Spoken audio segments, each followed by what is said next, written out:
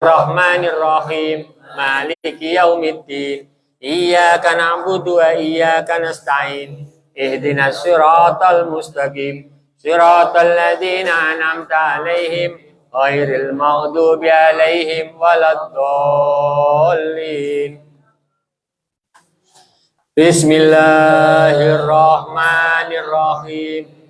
Alhamdulillahilladzi anzala ala abdihil kitaba wa lam yaj'al lahu 'iwaja qayyiman liyunzira ba'san shadidan min ladunhu wa yubashshiral mu'minina alladzina ya'maluna as-solihati anna lahum ajran hasana makithina fihi abada وينذر الذين قالوا اتخذ الله ولدا ما لهم به من علم ولا لآبائهم كبرت كلمة تخرج من أفواههم إن يقولون إلا كذبا ولعلك باخع نفسك على آثارهم إن لم يؤمنوا بهذا الحديث أسفا Inna jalna ma'alal ardi zinatan laha linabluwahum ayyuhum ahsanu amala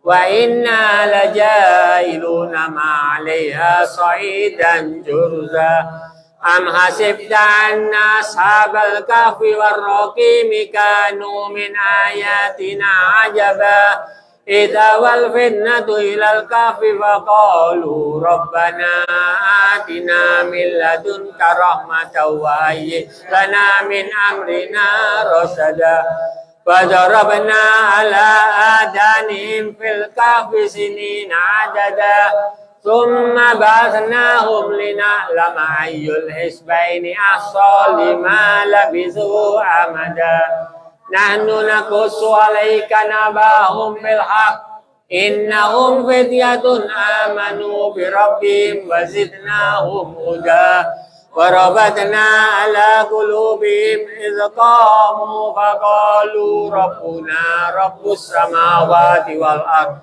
lan nad'uwa min dunihi ilahan laqad qulna idzan syatata Haulai qaumun attakhadhu min dunihi aliyah laula ya'tuna 'alaihim bisultanin bayyin faman adlamu mimman iftara 'ala Allahi kadiba wa idh tazaltumu wa ma ya'buduna illa Allah Fahu ilal kahfi yanshur lakum rabbukum min rahmatihi wa yuhayyi lakum min amrikum wa tara syamsa idza tala'at tasawaru an kahfihim datal yamini wa idza gharabat taghriduhum datal shimali fahum fi wajwatin min Dzalika min ayatillah Man yahdillahu fahuwal muhtadi wa man yudlil walan tajida lahu waliyan mursyida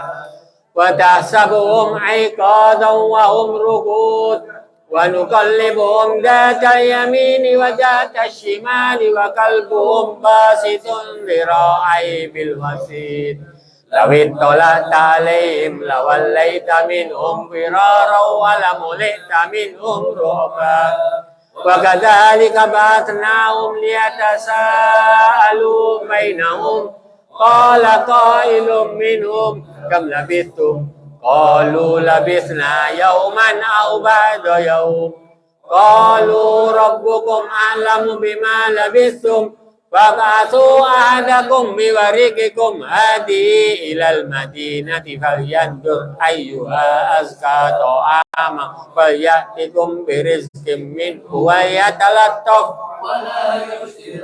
bikum ahada innahum yadharu alaikum yarjumukum aw yu'idukum fi millatihim walan tuflihu idan abada Wa kadzalika a'tarna 'alaihim liya'lamu anna wa'dallahi haqqun wa anna as-sa'ata fiha id yatanaza'una bainahum amrahum faqalu ibnu 'alaihim bunyana rabbuhum a'lamu bihim قال الذين غلبوا على أمرهم لنتخذن عليهم سيقولون ثلاثة رابعهم كلبهم ويقولون خمسة سادسهم كلبهم بالغيب ويقولون سبعة وثامنهم كلبهم أعلم بعدتهم ما يعلمهم إلا قليل فلا تمار فيهم إلا مراء ظاهرا ولا تستفت فيهم منهم أحدا ولا تقولن لشيء إني فاعل ذلك غدا إلا أن يشاء الله واذكر ربك إذا نسيت وقل عسى أن يهديني ربي لأقرب من هذا فلبثوا في كهفهم 300 سنين وازدادوا 9 قل الله أعلم بما لبثوا له غيب السماوات والأرض أبصر به وأسمع ما لهم من دونه من ولي ولا يشرك في حكمه واتل ما أوحي إليك من كتاب ربك لا مبدل لكلماته ولن تجد من دونه ملتحدا واصبر نفسك مع الذين يدعون ربهم بالغداة والعشي يريدون وجهه ولا تعد عيناك عنهم تريد زينة الحياة الدنيا ولا تطع من أغفلنا قلبه عن ذكرنا واتبع هواه وكان أمره وقل الحق من ربكم فمن شاء فليؤمن ومن شاء فليكفر إنا أعتدنا للظالمين نارا أحاط بهم سرادقها وإن يستغيثوا يغاثوا بماء كالمهل يشفي الوجوه بئس الشراب وساءت مرتفقا إن الذين آمنوا وعملوا الصالحات إنا لن نضيع أجر من أحسن عملا أولئك لهم جنات عدن تجري من تحتهم الأنهار يحلون فيها من أساور من ذهب ويلبسون ثيابا خضرا من سندس واستبرق متكئين فيها على الأرائك نعم الثواب وحسنت مرتفقا واضرب لهم مثل الرجلين جعلنا لأحدهما جنتين من أعناب وحفظناهما بنخل وجعلنا بينهما زرعا كلتا الجنتين آتت أكلها ولم تظلم منه شيئا وفجرنا خلالهما نهرا وكان له ثمر وقال لصاحبه وهو يحاوره أنا أكثر منك ودخل جنته وهو ظالم لنفسه قال ما أظن أن تبيد هذه أبدا وما أظن الساعة قائمة ولئن رددت إلى ربي لأجدن خيرا قال له صاحبه وهو يحاوره أكفرت بالذي خلقك من تراب ثم من نطفة ثم سواك رجلا لكن هو الله ربي ولا أشرك بربي أحدا ولولا إذ دخلت جنتك قلت ما شاء الله لا قوة إلا بالله إن ترني أنا أقل منك مالا وولدا فعسى ربي أن يؤتيني خيرا من جنتك ويرسل عليها حسبانا من السماء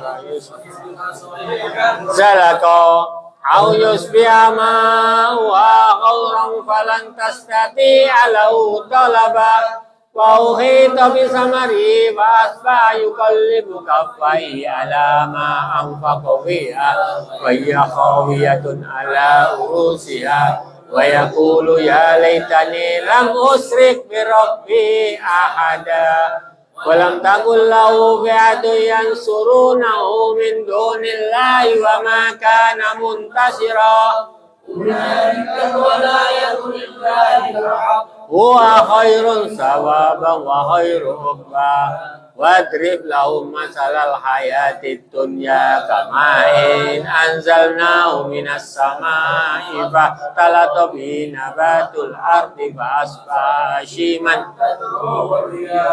وكان الله على كل شيء مقتدرا المال والبنون زينة الحياة الدنيا والباقيات الصالحات خير عند ربك ثوابا وخير عملا الجبال فترى الأرض بارزة وحشرناهم فلم نغادر منهم وعرضوا على ربك صفا لقد جئتمونا كما خلقناكم أول مرة بل زعمتم أن لن نجعل لكم موعدا ووضع الكتاب وترى المجرمين مشفقين مما فيه ويقولون يا ويلتنا ما لهذا الكتاب يغادر صغيرة ولا كبيرة إلا أحصاها ووجدوا ما عملوا حاضرا ولا يظلم ربك أحدا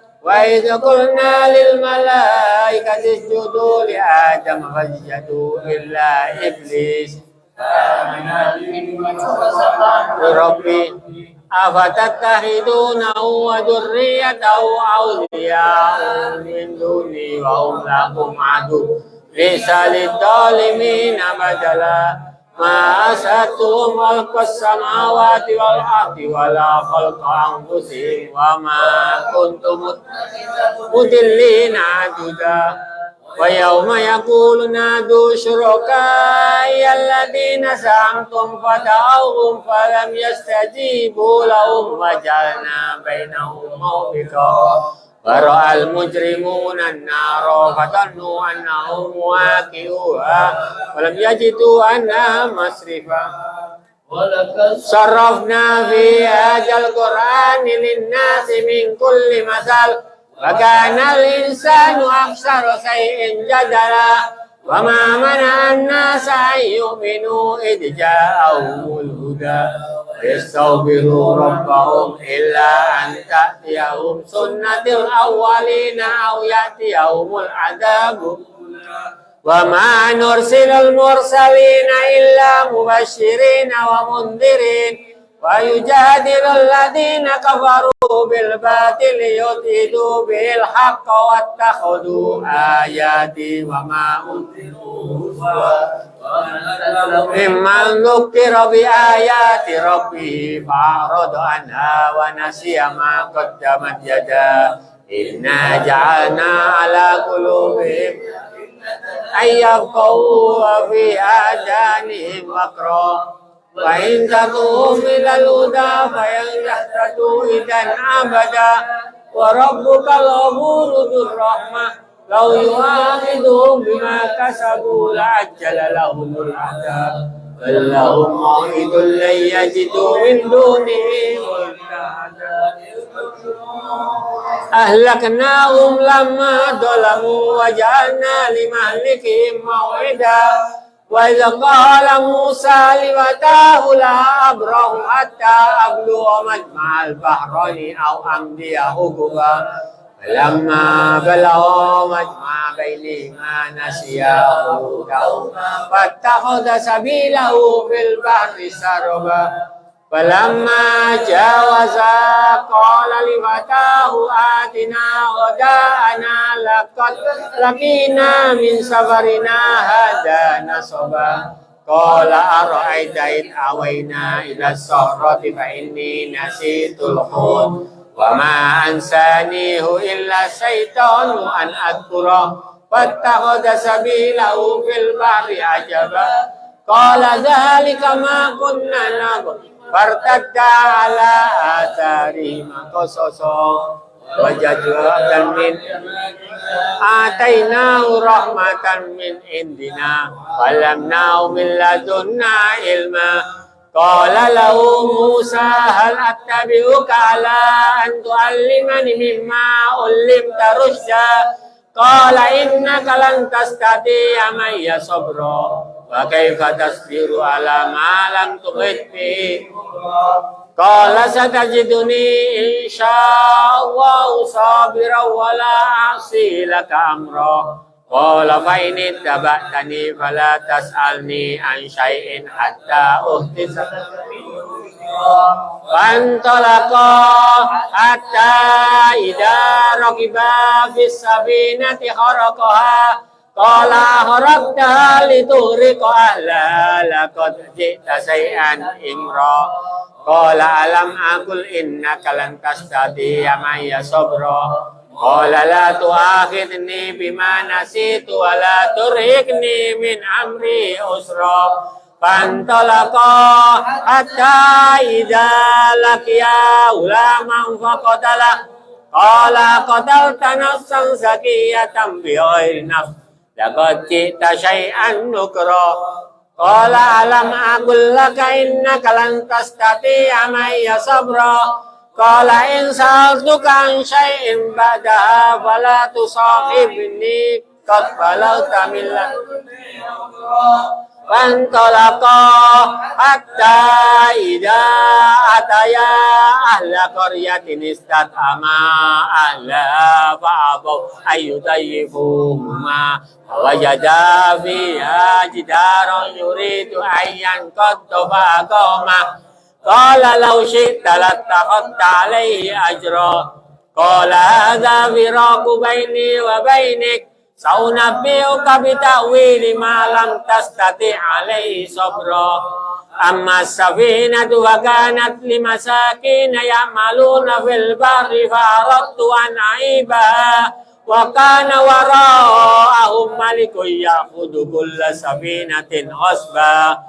Ammal hulamu wa kana abawahu mu'minaini fa usina ayyur diqamatu yana wa waradna ayyubdilahuma rabbuhuma khairan minhu zakatan wa aqraba rahma.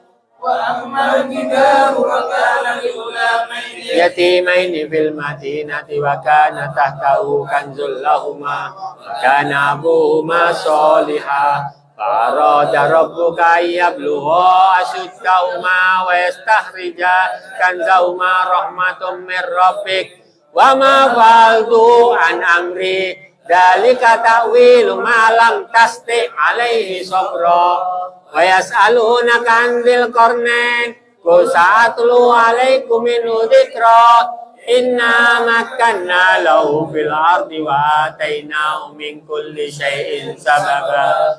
Azba sababa hatta idza balagha maghriba syamsi wajada taghrubu fi 'ainin hamiatin wa wajada inda qauma qulna ya dzal qarnaini imma an tu'adhiba wa imma an tattaida fihim husna. Qala amma man zalama wa sawfa nu'adhibu summa yuraddu ila rabbih فأما من آمن وعمل صالحا فله جزاء الحسنى وسنقول له من أمرنا يسرا ثم أتبع سببا حتى إذا بلغ مطلع الشمس وجدها تتلو على قوم لم نجعل لهم من دونها كذلك وقد أخذنا بما لديه خبرا. ثم أتبع سببا حتى إذا بلغ بين السدين وجد من دونهما قوما لا يكادون يفقهون قولا قالوا يا ذا القرنين إن يأجوج ومأجوج مفسدون في الأرض فهل نجعل لك خرجا على أن تجعل بيننا وبينهم سدا قال ما مكنني في ربي خير وأعينوني بقوة أجعل بينكم وبينهم رحمة آتوني زبر الحديد hatta idza sawa baina sadafaini qala Allahu hatta idza jalau nara qala atuni ufri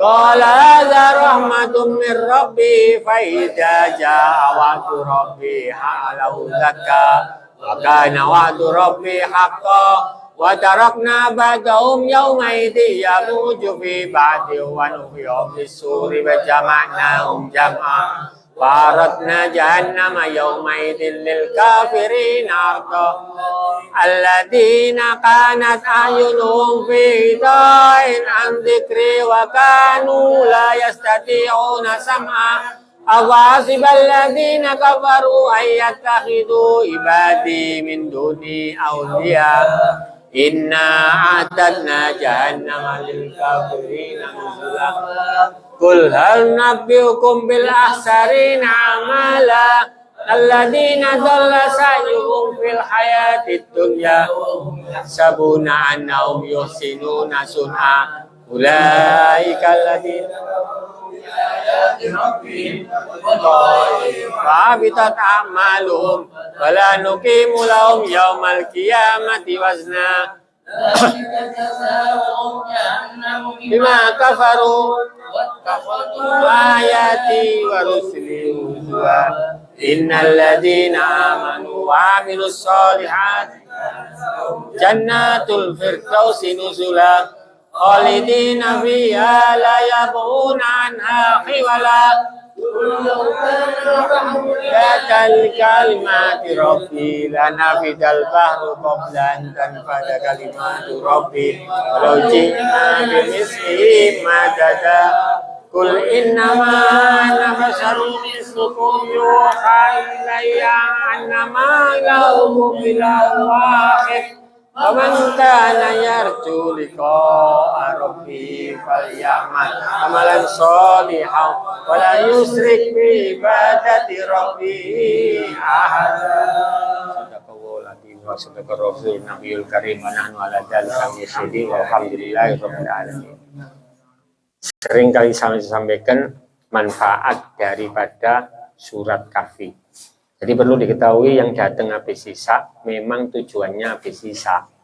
Cuma yang habis maghrib itu kita dengan senang hati hadir untuk baca Yasin, Waqiah, dan Tabarok. Resmi pembacaan Kahfi memang setelah isya. Dan kami mohon yang di luar untuk masuk. Tempatnya masih banyak. Yang kurang sehat menjadi sehat, insya Allah. Masuk. Yang masih di luar masuk. Ya apa? Sakit insya Allah jadi sembuh. Yang sakit jadi sembuh insya Allah. Ayo. Masuk. Ini disebutkan di sini sabda Rasul Shallallahu Alaihi Wasallam. Siapa orang membaca surat Kahfi pada malam Jumat atau siangnya atau lainnya maksudnya sampai besok sore maghrib. Loh, apa kalau setelah maghrib tidak termasuk Jumat? Iya, sepertinya seperti itu. Masuk yang belum masuk. Hai Pak, yang di luar. Apa pintunya ditutup? Ismail. Masuk. Maka manfaat itu antara lain bagi mereka yang baca surat Kahfi tadi, maka Allah akan memberi kepadanya satu cahaya. Yang pertama mendapatkan cahaya, dan yang kedua mendapat ampunan segala dosanya sampai hari Jumat yang akan datang. Jadi kalau baca terus bagaimana, Bim? Ya insya Allah dapat terus. Dapat terus. Jadi Jumat biasanya setannya besar, kita lupa. Akhirnya ingatnya hari Sabtu. Ya tidak ada masalah untuk baca hari Sabtu. Cuman kesimpulannya di hari Jumat itu fadilahnya memang besar. Baca segala sesuatu sampai sholawat aja kalau hari malam Jumat atau Jumat diistimewakan. dan akan mendapatkan juga hari Jumat kepada Jumat yang lain, dan diantaranya juga mendapatkan 70 daripada malaikat untuk memintakan rahmat kepada Allah Ta'ala kepada kita semuanya sampai kepada waktu subuh, dan juga diberikan aman daripada sakit, panas, dan taun seperti yang sekarang corona dan lain sebagainya, serta dijauhkan daripada Dajjal. Kita sebagaimana biasanya untuk membacakan kitab sedikit. Allah Subhanahu wa Ta'ala.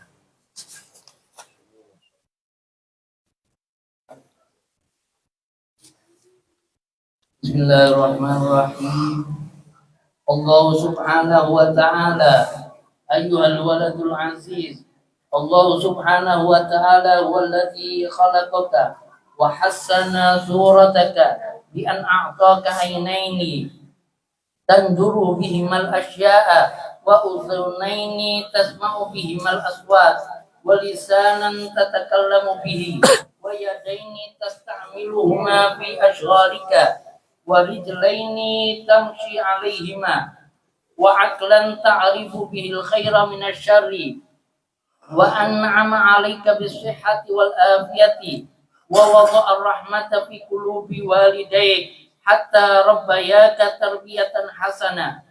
Fatajibu 'alaika an tu'azzima rabbaka wa tuhibbahu wa tashkurahu 'ala jami'i ni'amihi bi an tamtasila awamirahu wa tattaniba nawahiyahu wa an tu'azzima aidan jami'a malaikatihi wa rusulihi wa anbiya'ihi wa salihina min ibadihi wa tuhibbahum li annahu ta'ala yuhibbuhum.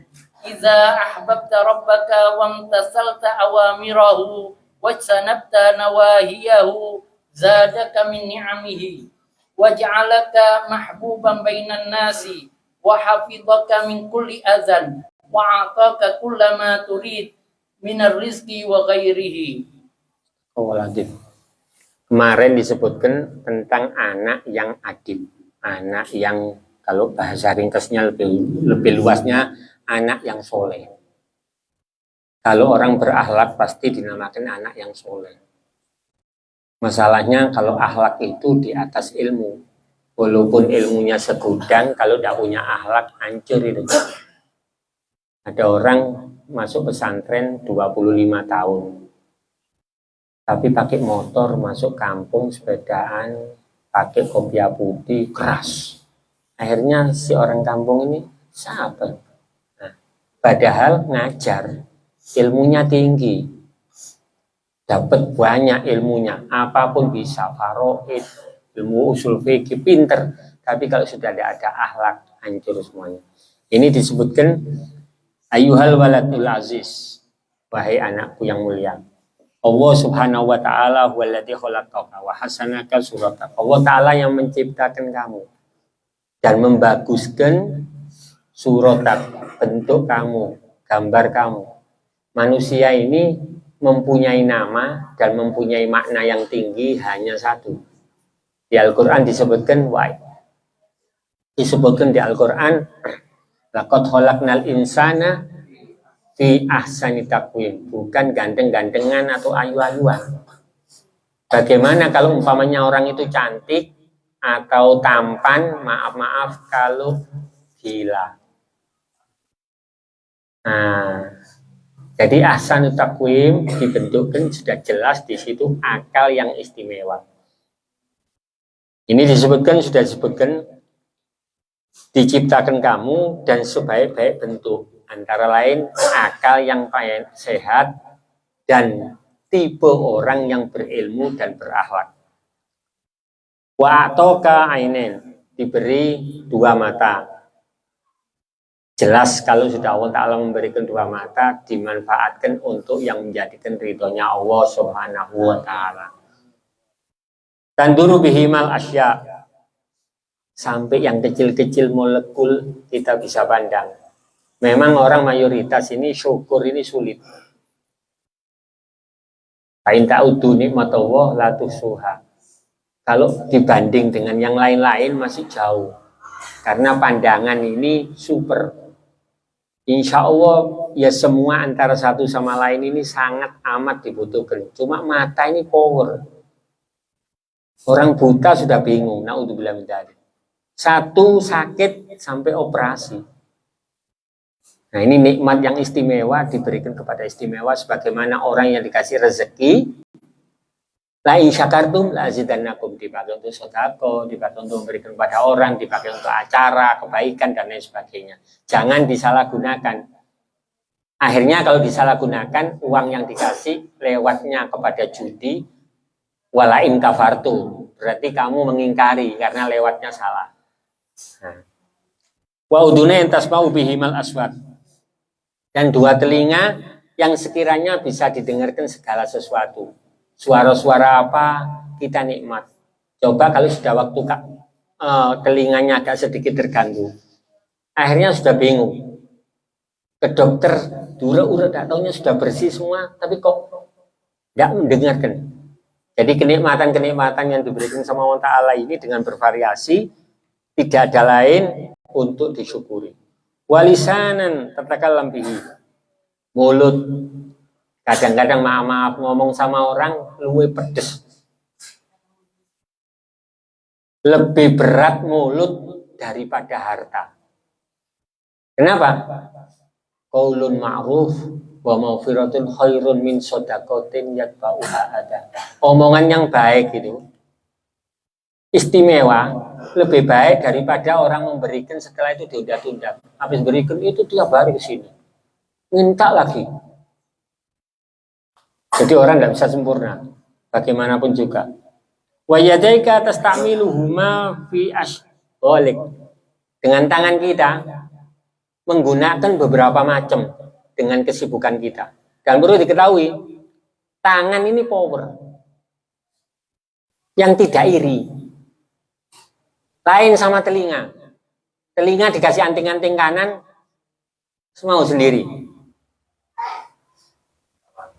Mau tidak mau minta kirinya. Kirinya minta iri. Tangan pakai arloji kanan, tidak iri yang kiri. Cincin pakai kanan, tidak kiri. Dan perlu diketahui manfaatnya sangat banyak. Mohon maaf, tidak ada orang yang pakai kaki. Pasti penggunaannya tangan ini lebih banyak daripada yang lain. Cuma doharul fasadu fil barri wal bahri bima kasabat aydin nas. Rusaknya di atas bumi ini dan di laut atas ulahnya tangan manusia. Kebanyakan tangan. Yang bikin hancur ini mulut sama tangan. Al-muslim man salimal muslimuna min lisanihi wa yadi. Muslim semua ada muslim yang lain sama tetangga atau apa itu biasanya selamatnya dari mulut. Tetangga jadi baik sama kita karena mulut kita. Enak ngomongnya. Dan kalau umpamanya ngomongnya ada enak atau dengan kata-kata yang kurang tepat, akhirnya jadi permusuhan gara-gara mulut. Warijlaihi kamsi alihima, kaki yang digunakan untuk berjalan sebagaimana yang sudah jalan, mau tidak mau perjalanannya yang dari Kejayan, yang dari Pandaan, pakai motor, mengeluarkan bensin, waduh dengan dana habis-habisan itu tidak ada lain kecuali kutibalaul hasanat, dicatat dengan kebaikan-kebaikan semuanya insya Allah. Wa aqlan ta'rifu bihi khairum minasyarr, dan diberikan akal supaya tahu yang jelek dan yang bagus. Antara lain daripada yang bagus itu kadang-kadang kerjaan bagus itu salah. Anggapannya bagus tapi kadang-kadang salah. Orang-orang tidak ngerti, diremehkan. Contohnya apa? Yaitu ilmu. Al-ilmu nurun, yang memberi cahaya. Sebagaimana orang kadang-kadang melaksanakan sesuatu yang mempersilahkan seseorang untuk maju, dianya tidak maju. Padahal al-isar fil ibadah makruh. Orang mengutamakan orang untuk ibadah itu makruh. Jadi harus dia yang maju. Jangan pakai nyuruh orang. Kecuali diperintahkan untuk orang-orang khusus. Wan amalaihi bisiha wal afiyah. Wah, kali ini di atas segalanya. Dan diberi kenikmatan kepada kita ini sehat wal afiyah. Ini sudah puncak di atas puncak. Kesehatan ini tidak bisa dibeli dengan harta. As-sehatu tajun ala ru'usil asiha wala ya'rifuha illal marto. Kesehatan itu mahkota. Tidak bisa merasakan sehat kecuali orang sakit. Jangan jauh-jauh, sudah sariawan aja sudah bingung, pusing. Sakit gigi seharian. Waduh. Bila perlu sekarang berangkat langsung ke dokter gigi. Dari merasakan sakit. Cuma waktu sehat lupa. Sakit giginya lupa. Flu-nya lupa. Apalagi maaf hubungan sama Allah Ta'ala tambah lupa, berkurang. Biasanya sholat sunnah, tidak sholat sunnah. Akhirnya seperti itu tadi. Wa wadu'ar rahmah fi qulubil walidaik. Nah ini bagi yang datang ibunya atau ayahnya bersama anaknya, orang tuanya ini membawa di hatinya itu hati rahmah. Pernah pada suatu hari Nabi Musa nyampaikan kepada Allah Ta'ala, disampaikan, bagaimana rahmatmu kepada hamba? Akhirnya dijawab, kau ke sana biar tahu nanti ada salah satu orang yang berbuat baik kepada ibunya. Sepertinya baik, tapi kamu pandang kamu diam aja, sepertinya jelek, nanti kau salah paham. Akhirnya orang itu nyeret ibunya sampai ke salah satu tempat seperti tidak diridhoi. Tapi apa doanya ibu? Ya Allah, berilah rahmat kepada anakku, berilah rezeki yang banyak, yang soleh dan lain sebagainya. Aneh. Ibaratnya dicela, tapi setelah itu balasannya dengan kebaikan. Itulah Allah Subhanahu wa Ta'ala masih sebelum apa-apa kepada hambanya rahmat. Hatta rabbaka tarbiyatan hasanan. Jadi baik itu dari kita semua ini karena pendidikan ibu dan ayah. Sampai disebutkan ada yang nyampaikan malah orang tua itu bisa kalah sama guru. Laulam Robbi la'arif Robbi. Kalau tidak karena Tuhanku, saya tidak tahu. Kalau tidak karena guruku, saya tidak tahu Tuhanku. Jadi dididik. Guru yang bagaimana? Jelas yang istimewa kepada syariat. Wa tashkuruhu ala jami'i ni'amihi. Hatta rabbaka. Fa yajibu 'alaika an tu'addim rabbaka wa tuhibbuhu. Dan kamu diwajibkan untuk mengunggulkan, mengagungkan Allah Ta'ala dan mencintainya. Mengagungkan ini dalam arti jelas semuanya tidak ada yang lebih unggul kecuali Allahu Akbar. Dan mencintai, tanda-tandanya cinta, nurut. Kalau ada orang bilang cinta tapi tidak nurut, berarti cintanya belum sempurna. Batas guru ala jami ini amihi, mensyukuri kepada nikmatnya semuanya. Bi'an tumasilu awamiru, orang mensyukuri ini berarti melaksanakan perintahnya dan menjauhi larangannya, baru bersyukur. Kalau dibilang tidak boleh judi, tetap judi, ya berarti dia tidak mensyukuri, hanya pembicaraannya saja. Wa antu adima'idon jami'a malaikati wa rusuli wa anbiya'ihi, dan juga mengagungkan kepada malaikat dan rusulnya dan para nabi. Wa solihina min ibadik wa tuhibuna bi antu ta'ala yuhibbuhum. Idza ahbabta rabbak wa amtasalat awamira. Kalau kamu sudah cinta kepada Allah Ta'ala dan memenuhi permintaannya atas perintah-perintahnya dan menjauhi larangannya, maka nikmatmu akan bertambah secara otomatis ini. Kok rezekiku kok seret ya? Kok gak biasa ya? Periksa hubungan sama Allah Ta'ala. Biasanya tahajud dapat arisan, gak tahajud. Nah, berkurang. Baru dikasih rezeki arisan, akhirnya kurang tahajudnya. Berkurang nikmatnya. Periksa lagi, introspeksi diri. Wa ja'alaka mahbuban bainan nas.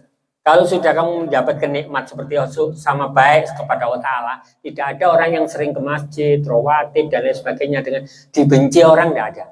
Pasti dia dicintai. Jelas dicintai Allah Ta'ala, dicintai dengan makhluknya. Wa hafizaka min kulli ada. Maka dijaga juga oleh Allah Subhanahu wa Ta'ala atas segala gangguannya. Wa ataka kullama turidu minar rizqi wa khairi. Maka Allah Ta'ala akan memberikan kepadamu semuanya tentang rezeki dan daripada apa yang kamu minati. Ini saya kira cukup untuk menjelaskan. Untuk berlanjutnya nanti sepertinya ini Jumat paginya kita hampir ketemu pada Ramadan, kurang satu kali, terus setelah itu Ramadan. Jadi Rejab masuknya kepada Sya'ban, Ramadan ini kurang 1 kali. Insya Allah ketemu pada Ramadan berikutnya. Hadza minni wa minkum. Wassalamualaikum warahmatullahi wabarakatuh. Waalaikumsalam. La ilaha illallah al-mawjud fi kulli zaman. La ilaha illallah al-mawjud fi kulli zaman. La ilaha illallah al-ma'bud fi kulli makan.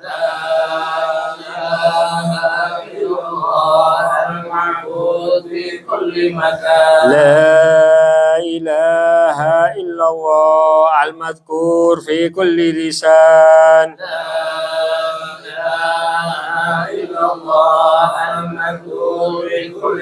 لا إله إلا الله المعروف باللسان.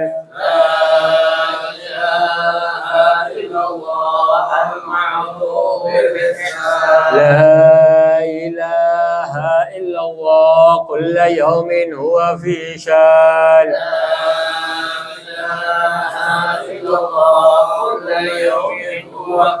لا إله إلا الله الأمان من زوال الإيمان. لا إله إلا الله الأمان من زوال ومن فتنة الشيطان.